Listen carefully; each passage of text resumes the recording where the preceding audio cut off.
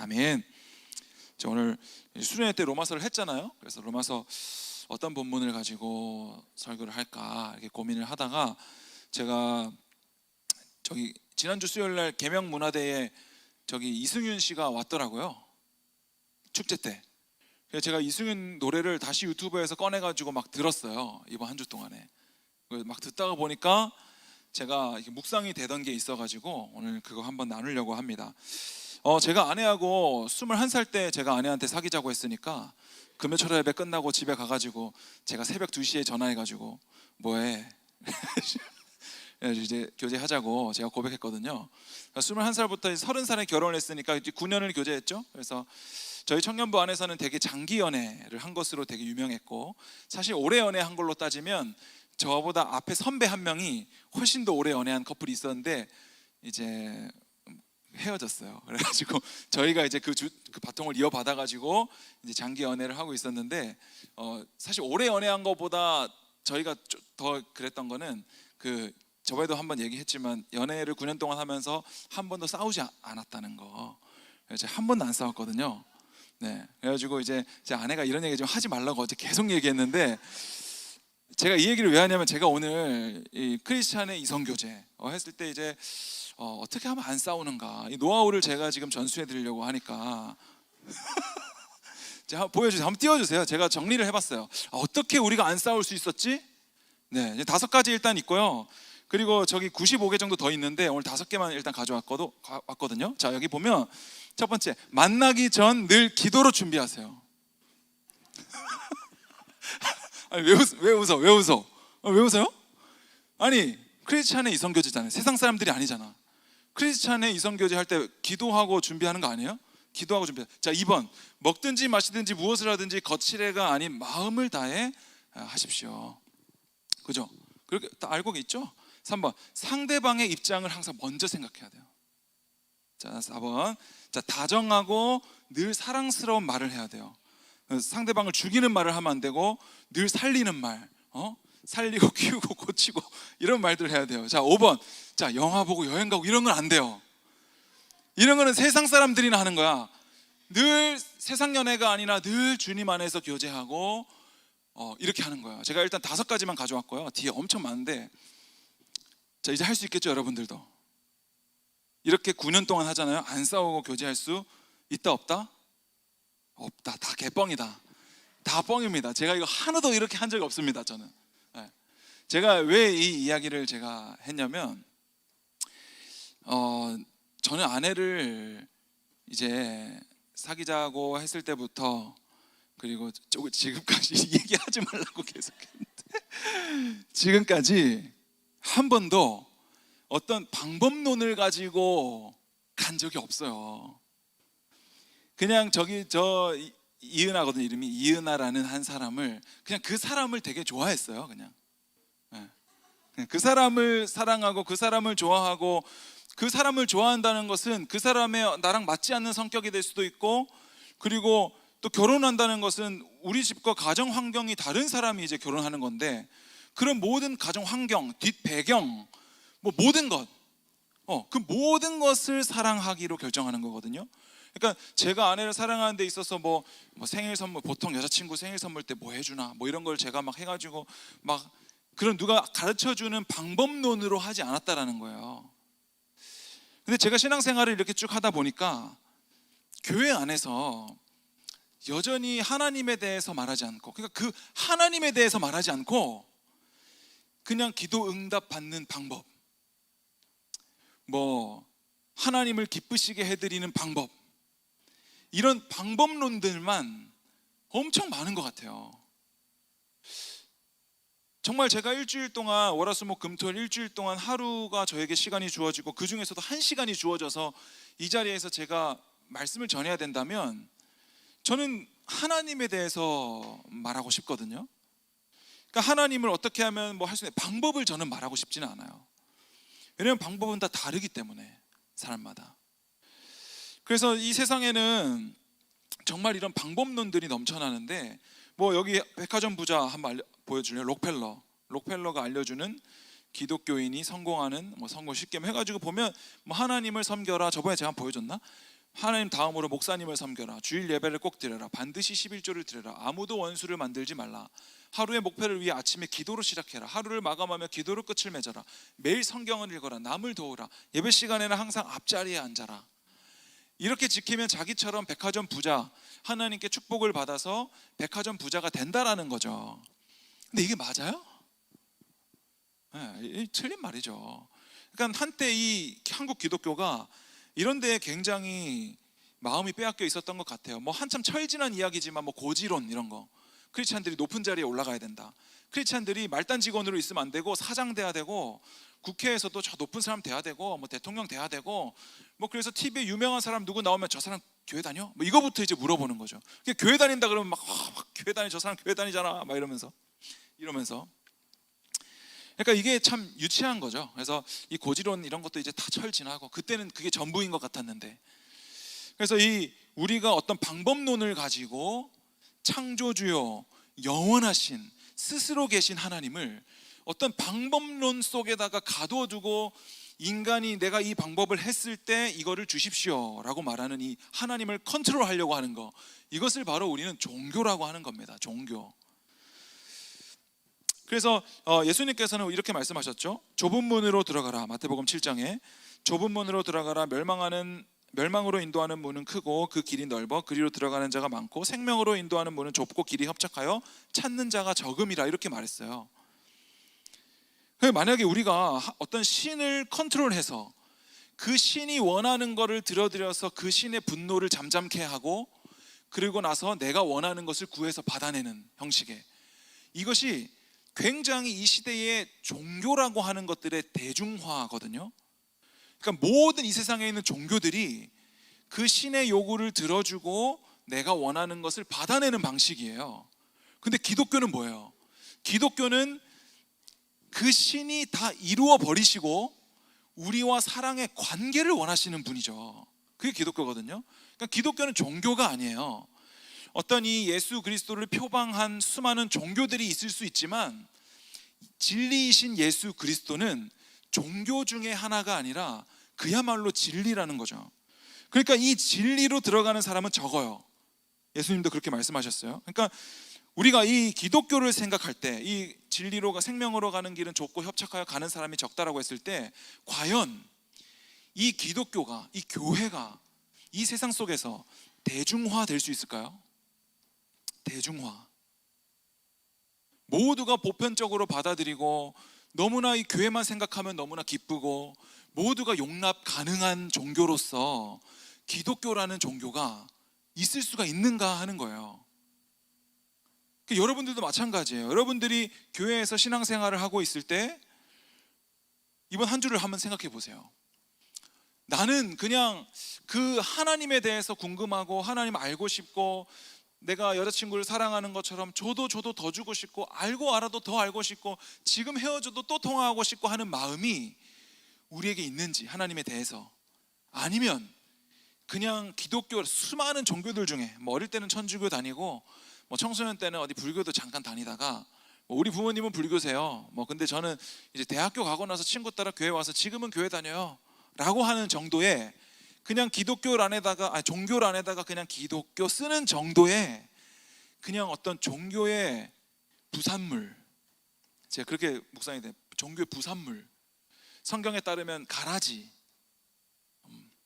알곡과 가라지 이렇게 얘기할 때 뭐 쭉정이 이렇게 표현하는, 우리가 어떤 종교라는 것의 부산물인지, 아니면 정말 내가 진리이신 하나님을 알기 원하고 사랑하고, 또 그렇게 살지 않으면, 누가 시키지 않아도 그렇게 살지 않으면, 전하지 않으면 견딜 수 없는 마음으로 살아가는지.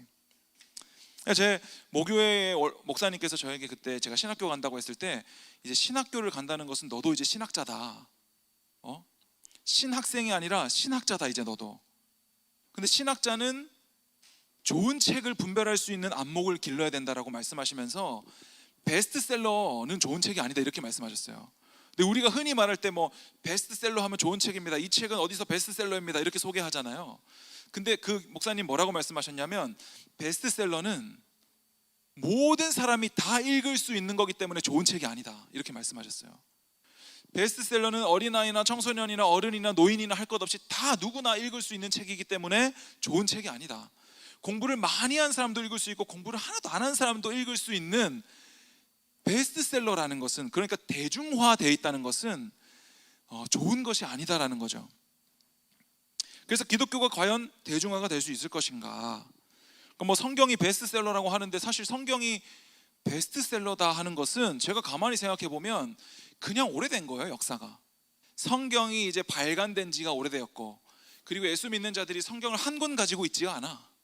집에 막 3권, 4권, 막 10권씩 가지고 있기 때문에 그런 거지, 어떤 이 성경이 이 세상 모든 사람에게 한 권씩 들려 있어서 대중화되어 있고 보편화되어 있기 때문에 성경이 베스트셀러가 되었다, 그런 것 같지는 않아요. 제가 오늘 장르가 30호라고 제목을 정했는데 첫 번째 영상 한번 볼까요? 제가 질문이라고 해놓은 영상이 있어요. 제가 한번 보겠습니다.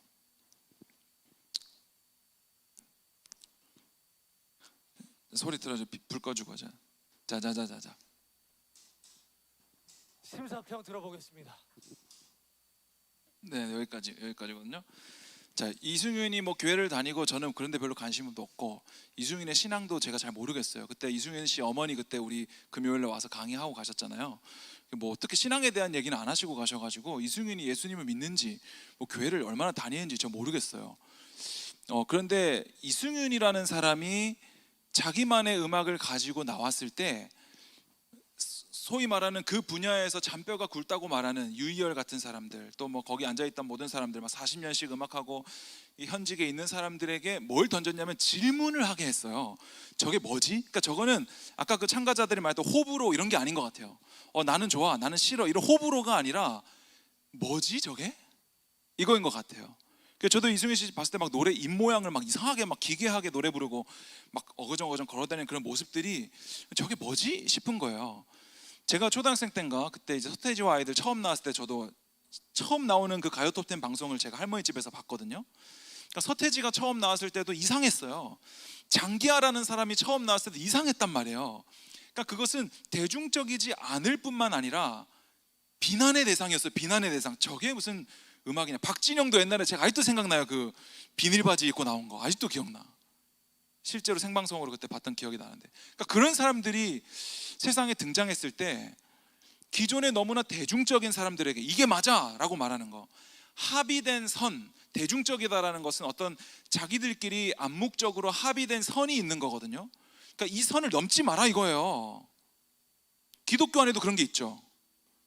그냥 교회 나와서 일주일에 한 번 와서 교회 예배 드리고 그냥 술 안 먹으면 되고 그냥 담배 안 피면 되고 뭐 봉사하면 되고 11조 하면 되고 아침 기도하면 되고 새벽 예배 나오면 더 훌륭한 사람이고 수요예배 나오면 더 훌륭한 사람 되고, 뭔가 금요예배 나와서 기도 안 한다? 그러면 제 신앙생활 뭐 이런 식의 어떤 잣대가 우리에게 알게 모르게 심어져 있는 이것이 저는 어떤 우리 안에 합의된 선, 이 대중화되어 있는 기독교라는 진리를, 하나님 사랑, 이웃 사랑이라는 너무나 본질적이고 중요한 이 핵심 가치를 그냥 대중화시켜 버려서 그냥 기도하면 응답받아, 이런 방법론으로 만들어 버리는 거죠. 기도하면 응답받고 이렇게 하면 하나님께서 기뻐하시고 이런 거. 이 대중적이다라는 말은 오늘 예수님께서 말씀하신 많은 사람들이 가는 넓은 길인 것 같아요. 그러나 예수님께서 가신 길은 좁은 길이라고 말하죠. 가는 사람이 없다고 얘기하죠. 그러니까 여러분들이 가고 있는 지금 신앙생활, 여러분들이 하고 있는 이 신앙생활이 저는 종교 생활하는 게 아닙니다라고 말할 수 있어요? 자신 있게? 예수님도 대중적이지 않으셨어요. 모두에게 환영받지 않으셨어요. 베드로 같은 이 바닷가에서 잔뼈가 굵고 물고기 하면은 완전 그 분야에서 최고인 사람에게 뭔가, 여러분들 생각해 보세요. 내가 이 분야의 최고인데 내가 트레이너 이렇게 하고 있는데 뭐 유섭이가 와가지고 막 보디빌딩 포즈 이렇게 막 잡고 하면 낯설잖아요 그게. 그러니까 베드로에게 와서 예수님 젊은 청년 하나가 와가지고 그물을 이쪽에 던져봐 라고 말하면 베드로 성격에 저리 꺼지라고 하지 않았겠어요? 그러니까 예수님도 굉장히 대중적이지 않은 거죠. 너무나 보편적이고 이 합의된 선, 이 베드로의 어떤 인생에 너무나 어색함으로 들어오신 거죠. 예수님도. 제가 이번에 이 로마서를 본문을 이걸 정하면서 로마서 본문 어떤 걸로 설교하지? 수련회 때 다 했는데 라고 이제 생각하다가 제가 이 바울과 로마 교회를 생각해 봤어요. 제가 수련회 때 다 들었죠. 이 로마서는 바울이 썼는데, 고린도에서 썼는데, 그 배경이 뭐냐면 로마의 당시의 교회 안에 유대인과 이방인들의 갈등으로 인해서 너희들 유대인이나 이방인이나 다 예수 그리스도 복음 안에 하나다, 이것을 말씀하기 위한 이 바울의 편지였어요. 그러니까 이 복음의 능력이 어떠한가, 차별이 없고 하나님의 엄청난 능력이다라는 것을 설명하는 거였어요.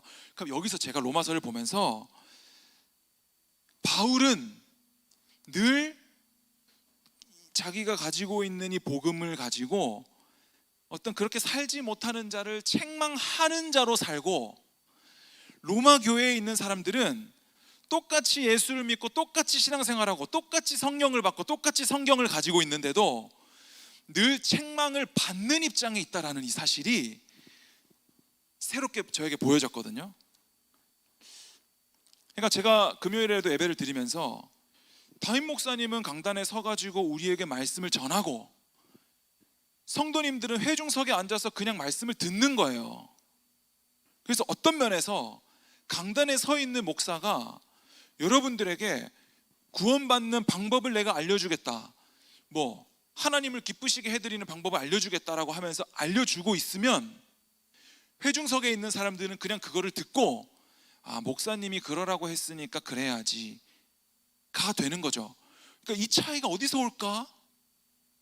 똑같이 예수를 믿고 똑같이 성령을 받고 똑같이 성경책을 가지고 있는데 바울은 계속해서 누군가를 책망하고 뭔가 방법을 제시하는 자로 있고, 로마 교회에 있는 교인들은 늘 복음을 가져도 싸우고 갈등하고 그냥 회중석에 앉아서 일방적으로 다른 사람의 말을 듣는 존재로 왜 있어야 될까? 그러니까 여러분들은 어떤 쪽에 있고 싶어요? 저도 로마서 보면서 나는 바울일까? 아니면 로마 교회 교인들일까? 이 생각이 들었어요. 여러분들은 내가 가진 복음을 가지고 오늘 우리가 읽었던 말씀처럼 그 무엇으로도 끊을 수 없다라고 말하는 생명도 사망도 천사도 공중 권세 잡은 자들도 현재일도 장래일도 그 무엇으로도 끊을 수 없다라고 말하는 이 복음을 가지고 세상 속에서 그렇게 적극적으로 살아가는 자인지, 아니면 똑같이 일주일을 살지만 이번 한 주도 실패해가지고 돌아와서 터덜터덜 주일날 와가지고 나고자처럼 실패자처럼 또 겨우 말씀 들어야 또 일주일 겨우 살아가는 자들로, 그렇게 책망받는 자들로 살아가고 있는지. 여러분들은 누구입니까? 자, 사진 한번, 복면가왕 사진 띄워줄래요? 복면가왕. 이 복면가왕이죠. 복면가왕. 제가 신대원에서 설교학 수업 시간에 교수님께서 이 복면가왕 사진을 가지고 와서 설교학 강의를 하셨거든요. 그러니까 설교는 화자가 드러나면 안 돼요. 설교는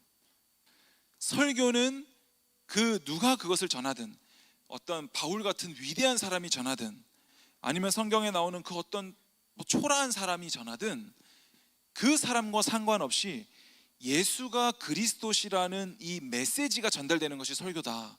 그리고 그 복음이 온전히 전해질 때, 그 복음이, 말씀이, 그 믿음은 들음에서 생기니까 그 말씀이 들려왔을 때 내 안에서 복음이 살아 역사한다, 이렇게 얘기해요. 그래서 설교학 시간에는 그냥 어떤 인간의, 나의 어떤 이 설교자의 탁월함, 어떤 이 나의 어떤 그런 것을 얘기하는 것이 아니라 메시지, 이 복음을 전해야 된다는 거예요. 그러니까 오늘 이 싱어게인 2에서 특별히 무명가수전이었거든요. 이 소제목이 우리가 아까 이승윤 봤던 게 무명가수전이에요. 그러니까 무명가수가 노래를 한다는 게 뭐예요? 이름이 없어요. 30호라고, 30호. 이름이 없는 사람이 그 아까 전에 심사평 전에 어떤 노래를 부르냐면 그 이효리 씨의 치티치티 뱅뱅을 부르거든요. 제가 그 노래를 한 번도 처음부터 끝까지 들어본 적이 없어가지고 제가 뭐라고 말을 못 하겠는데, 이승윤 씨가 이름이 없는 사람이 그 노래를 불렀을 때 저게 뭐지?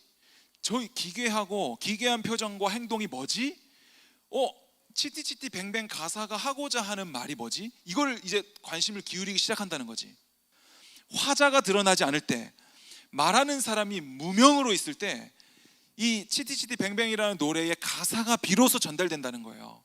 근데 우리가 이효리가 이 노래를 부를 때는 가사가 안 들어와. 왜? 이효리라는 사람이 너무나 대단하거든. 아, 이효리니까 저 정도 노래를 부르는구나. 어떤 비트와 박자와 춤과 그 말하는 이효리라는 그 화자의 화려함 때문에 메시지가 들어오지 않는다고요. 근데 이승윤이라는 사람이 너무나 대중적이지 않고 너무나 낯설고 이런 사람이 나와서 그 노래를 부르니까 저 사람이 지금 뭘 말하려고 하는지가 보이는 거예요.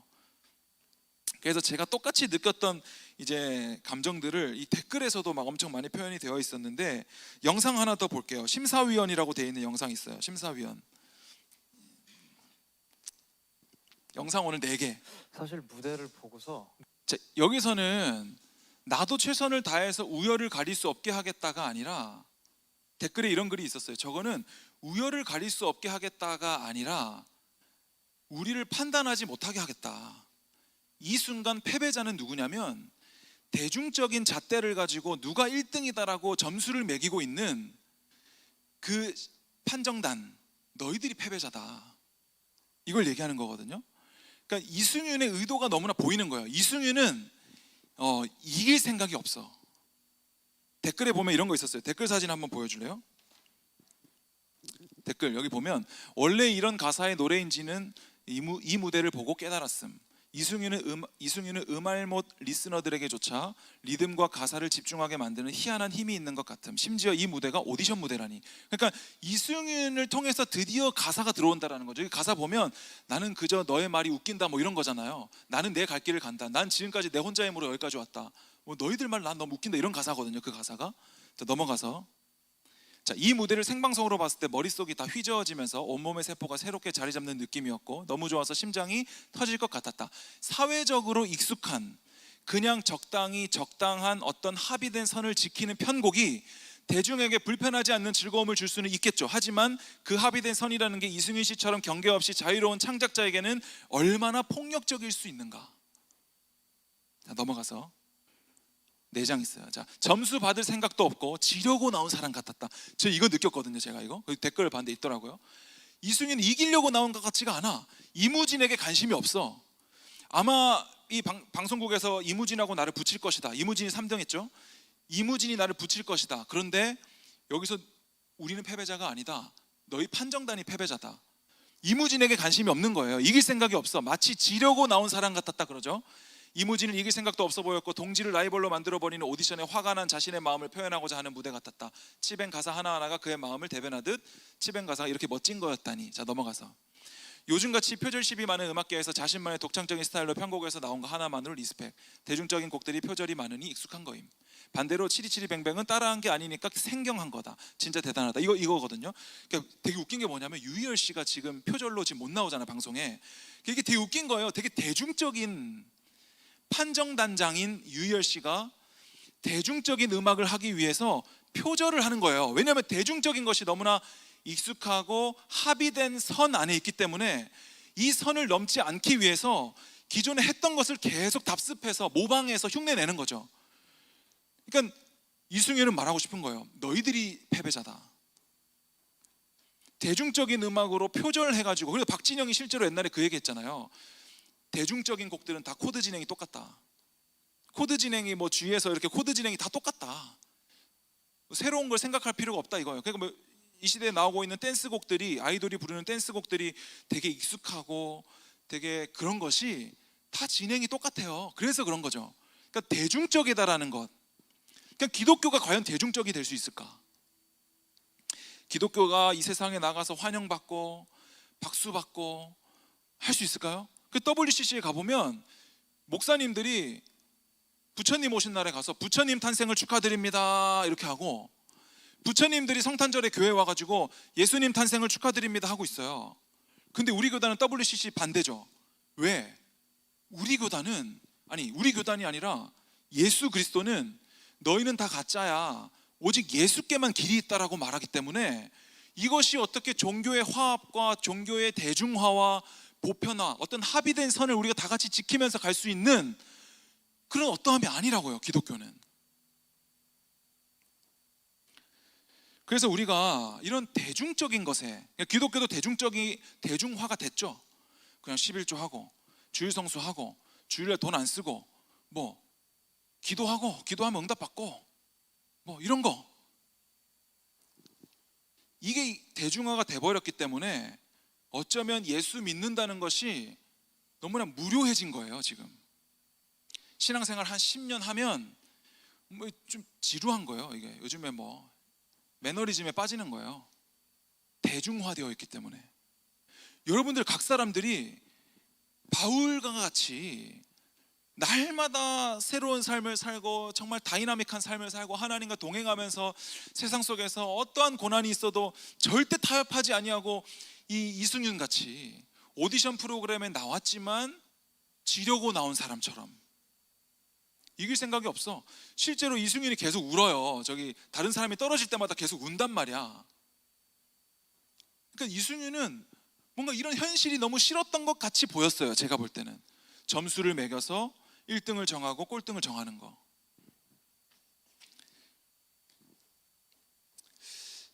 제가 이게 어떤 기독교가 편협해지자, 뭐 골수분자가 되자, 뭐 이런 말을 하는 게 아니에요.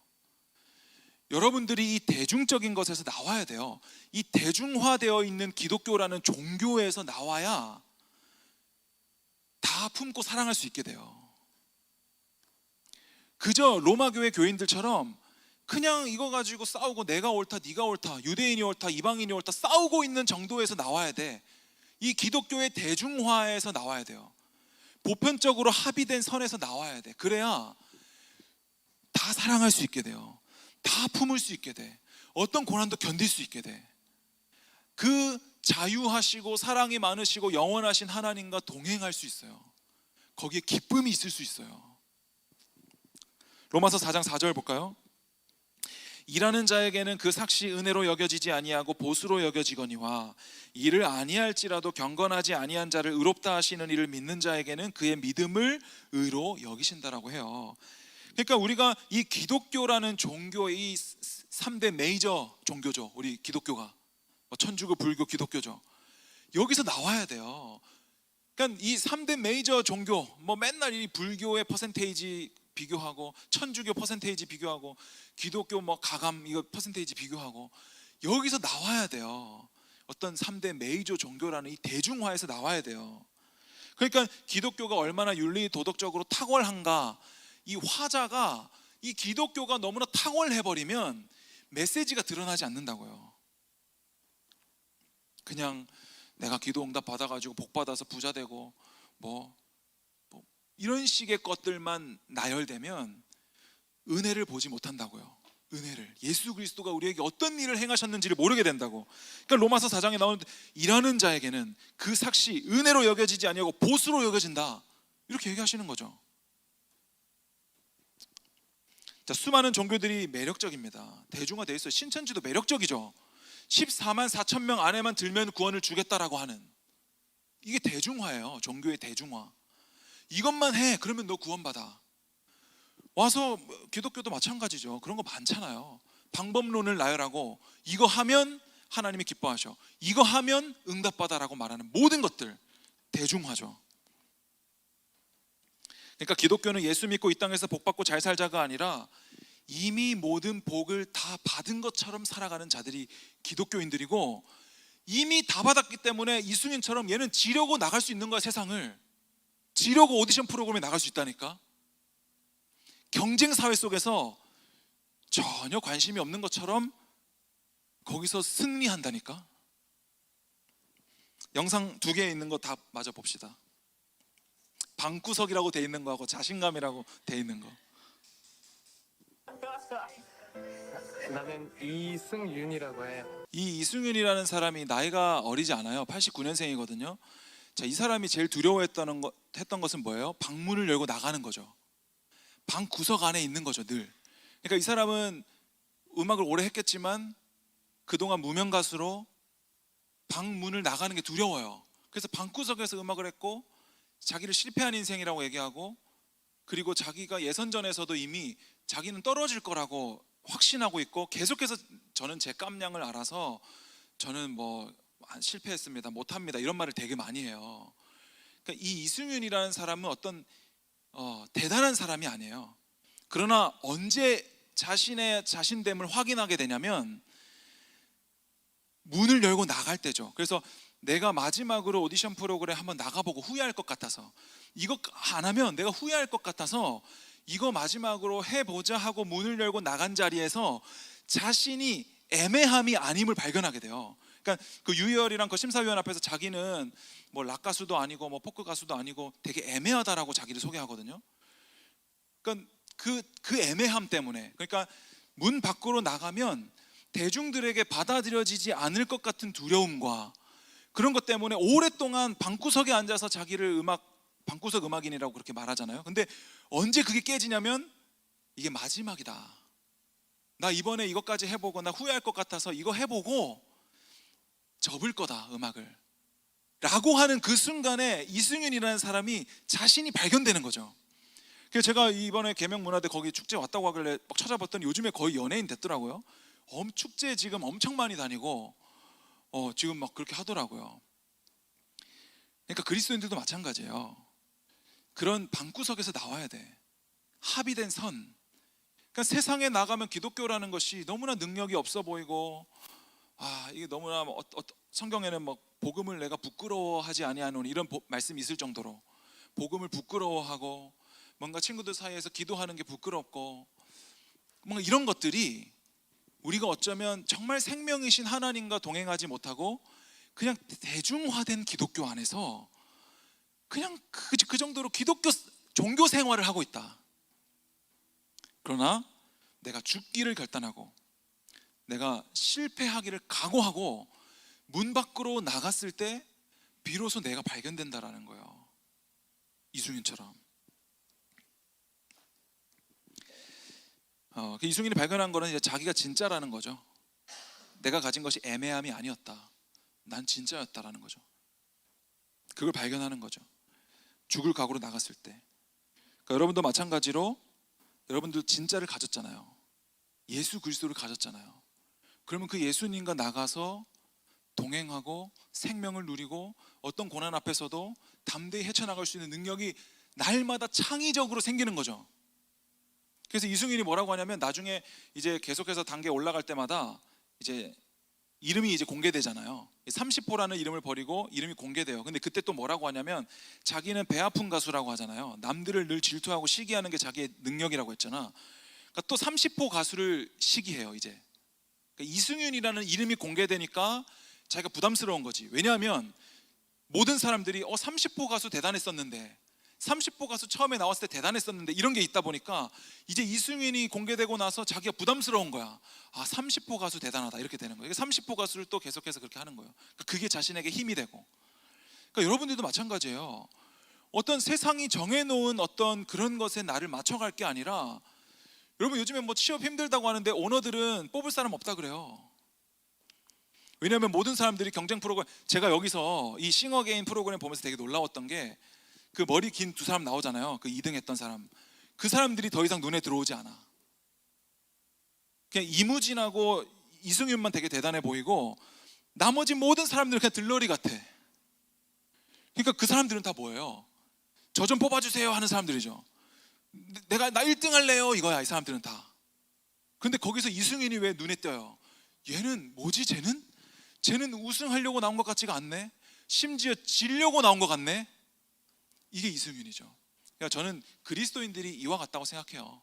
바울이 그런 자라고 생각하고, 세상에 나가서 바울은 예수님도 마찬가지 살려고 하지 않았어요. 근데 예수님께서 뭐라고 해요? 살고자 하는 자는 죽을 것이다, 높아지려고 하는 자는 낮아질 것이다, 낮아지려고 하는 자들이 높임 받을 것이라고 얘기하거든요. 근데 우리가 믿는 예수님을 우리가 세상에 나가서 너무나 이 대중적인 기준에다가 맞춰서 그냥 복 받고 돈 잘 벌고 잘 되고 뭐 기독교인 잘 되고 뭐 이런 식의 보편화 속에서 여러분들이 나와야 돼요. 이승윤을 보면서 이런 묵상이 됐습니다. 여러분은 진짜를 가지고 계시죠? 오늘 우리가 찬양하면서 기도할 텐데 다시 한번 부흥을 주십시오. 다시 한번 부흥이라는 말이, 여러분 부흥은요 리바이벌이죠. 리바이브, 다시 산다라는 거거든요. 다시 산다. 우리 모두는 예수로 인해서 믿고 구원받아 새 생명을 얻은 자들이기 때문에 다 부흥을 경험한 자들이에요. 뭐 1907년에 부흥을 다시 오게 해달라고 이런 게 되게 웃긴 말이에요, 사실은.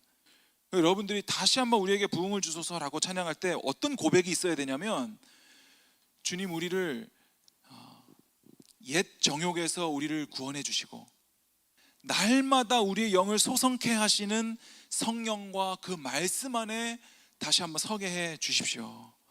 우리가 이런 마음이 있어야 된다라는 거죠. 그래서 우리가 여러분들 세상에 나가서 나 좀 뽑아 주십시오. 세상에 요구하는 기준에 맞춰서 저 1등 하고 싶습니다를 요리조리 돌려가면서 말하지 말고, 나는 그런 거 관심 없고 내가 가진 것, 난 이것으로 살아가는 자입니다. 그래서 오너들로 하여금, 대중들로 하여금, 세상들로 하여금 질문을 던지게 하는 자들이 돼야죠. 그래서 안디옥 교회가 예루살렘 핍박에 의해서 모든 성도들이 뿔뿔이 흩어져서 저 이방 땅 안디옥에다가 교회를 개척했을 때 그들이 비로소 그리스도인들이라 불리기 시작해요. 여러분들이 세상에 이 예수 그리스도를 모시고 진짜로 살기를 각오할 때 세상이 비로소 여러분들에게 질문을 던지고 여러분들이 비로소 그리스도인들이라 일컬음 받기 시작할 거예요. 세상이 말하는 출발선과 결승전을 따라 살지 마시고, 우리 저기 이어령 교수님, 돌아가신 이어령 선생님이 말씀하셨던, 초대 문화부 장관을 하셨던 이 시대의 지성이라고 말했던 그분이 예수를 믿고 나서, 그 딸이 목사였거든요. 근데 딸이 죽고 나서 예수 믿거든요.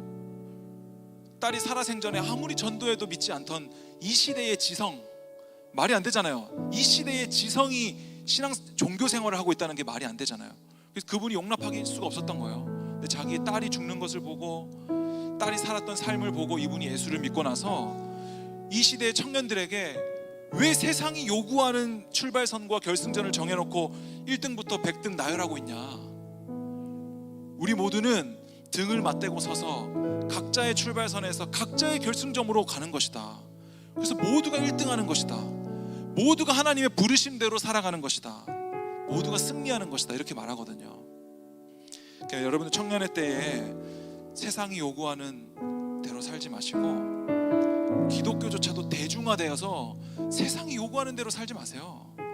진짜가 되세요. 진짜가 되실 수 있도록 늘 말씀 안에 깨어있고 늘 성령의 도우심을 구하고, 그래서 기도하고 말씀 보는 거예요. 우리 시간 찬양하며 나가겠습니다.